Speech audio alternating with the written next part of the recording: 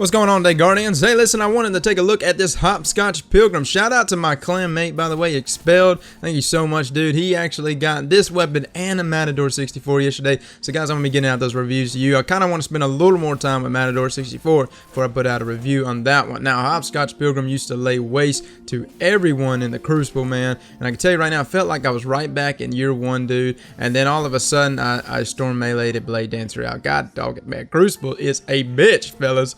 Anyways, before we get started today, guys, if we can go for 1,000 likes, man, that would help me out a ton. And yeah, if you happen to come across this weapon, I highly suggest keeping it, man, because we're about to go into this weapon review, and I'm about to show you exactly how deadly this baby is.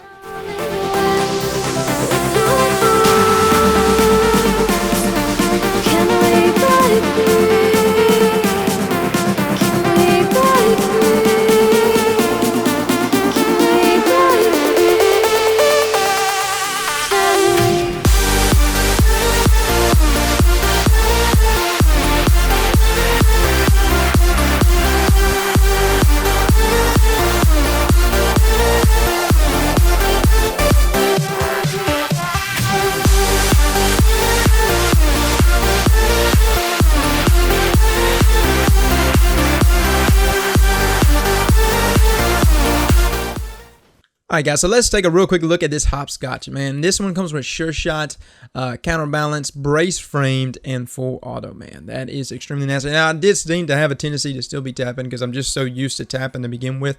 Perfect balance if you really wanted to kind of increase, keep your stability somewhat high, but have that magazine size of 33. But if you want to kind of just have some better handling on top of that, you could, of course, go in the injection mode. But with that sure shot, though, you've got pretty decent handling. Now, there is that red dot sight. I'm not a huge fan of the red dot sight. I really like the sure shot that he has on there. And this is pretty much the loadout that I've been going with, guys. An extremely nasty perk set right here.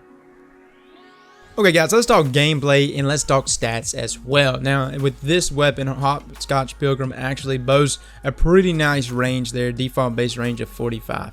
You also got a nice stability there at 68, man. And again, if you get it rolled, that's the beauty of this weapon versus like something like Red Death, which falls in the same archetype, man. The beauty of this weapon is that simply enough, it has the ability to roll with such godlike perks, man. And that's what can make the biggest difference. Now, besides that, man, let's talk about gameplay. You know, a lot of people don't even like this archetype, and I completely understand. With an optimal time to kill of only 1 second, who would really like it? There's some people that still rock out Nerwin's Mercy, but again, when you got weapons like Grass and Malik running rampant, why would you use this weapon? So some weapons, man, I can really say are wonderful weapon in 1v1 situations. I gotta say, Hopscotch Pilgrim is not bad, but it's not my go-to choice as far as pulse rifles go for 1v1 engagements. But believe it or not, I would probably use this weapon more in team fights, like maybe 6s, but I would probably use it a lot in 3s, man. I don't know, it's the archetype that it falls under, that it has so much kick whenever you do have the team shot, that it does such a good job. And that's one thing that I really want to take note of. Yes, we have a lot of weapons. We get hung up on the weapons that have those fastest time to kill.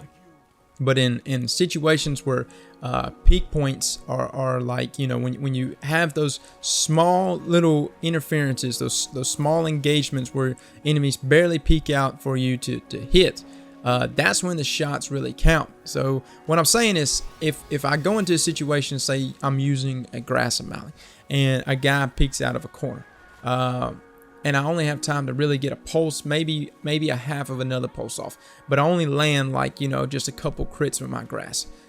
It's deadlier to use something of this archetype to land a couple crits. Your friend lands a couple crits as well with his weapon, and your other friend lands all the team shot going on. It's deadlier to use something like Nerwin's in those team fight activities than something like grass. You see where I'm coming from? Because it has that ability to really maximize on those small engagements, those small interferences between you and the enemy. And that's what I'm trying to say, is that yes, it does not reach that optimal time to kill. Like I said, it's only at 1 second, where you could be getting 0.8 seconds with grass, or even 0.87 seconds with Hawksaw and Turtle Speed DX. But as far as team engagements go, I would use this weapon over those other weapons. And that's been something that I've been sitting there thinking about. I've been really thinking about it to myself. I'm like, man, I don't understand, because I've got this beautiful grass in front of me and it does such a good job. But why is it that I feel more comfortable? I feel better using Hopscotch and those team fight engagements, and it's because of those reasons, man.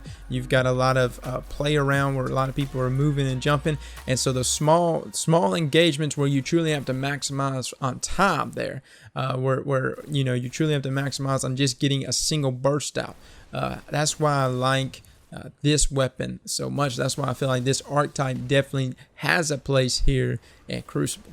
Well, guys, that is your Hopscotch review, man. Again, give this weapon a chance, dude. Try it out. I can definitely tell you, I saw it really start to shine in team activities more than like Rumble and stuff like that. That's where I was really, really liking it, man. On the flip side, guys, if you are seeking out this weapon, this dropped from my friend. He actually just finished his first game of Supremacy yesterday when this baby dropped for him. So again, I would honestly hit up the new playlist. And just get it to see if it'll drop for you your new Rise of Iron playlist, and you might be in luck, guys. Anyways, fellas, thanks so much for coming and watching. I'll catch y'all later. Slap that like button like your mama told you right.